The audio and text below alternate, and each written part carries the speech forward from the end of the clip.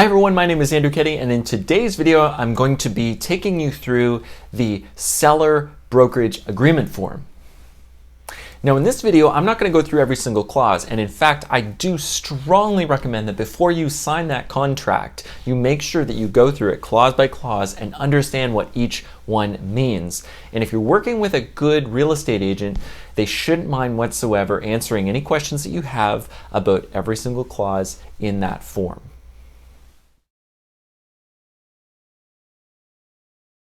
Now, one of the sections that it's really important that you read through very carefully as a seller is Section 3. Section 3 has to do with the seller's obligations. Now, there are a few obligations that I want to really emphasize. First, you have to disclose all material latent defects. And what that means is you have to disclose something that is not really easy to see or might be hidden from view, which a buyer would want to know about. It could be a potential safety issue. It could be a potential major red flag. Basically, if you're not sure if you should disclose, disclose. Another really important point in the seller's obligations section has to do with the referral of inquiries. If another agent or somebody calls you and says, hey, I saw your property online, I drove by it, it is your responsibility as the seller to refer those inquiries to your agent. You've hired your agent to work on your behalf to sell the property, and you have to send those inquiries through to your agent so that they can do their job. Another really important section for you to understand is Section 4. Section 4 deals with the brokerage's obligations. You want to make sure that you understand what your brokerage is going to be doing for you to help you sell your property. The next section in there has to do with HST. Now, it is your responsibility as the seller to determine if your property is subject to HST when you sell it. If it is, disclose that to your agent and that will be factored into the transaction. Now, even if the property transaction itself is exempt from HST, the fees that you pay your real estate agent and the brokerage for their services are subject to HST. So make sure you consider that when thinking about how much you're going to be paying for the services.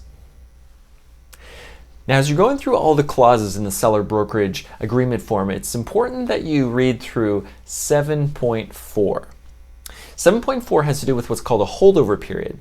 Now, a holdover period basically means that if your contract expires and then you sell the property, the brokerage may still be entitled to the fees that you agreed to when you initially made the agreement.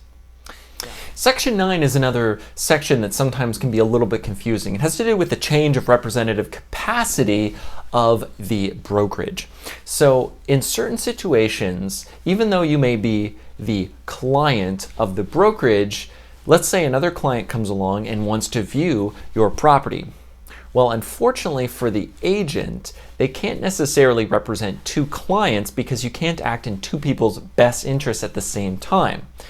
Now, there are things that can be done to make sure that everything is fair for everybody, but it's important that you understand how that section works because there are specific things that may apply if that happens. And so you may go from a client relationship to what's called a customer relationship, or there may be things such as the use of transaction brokerage, which could help facilitate the transaction.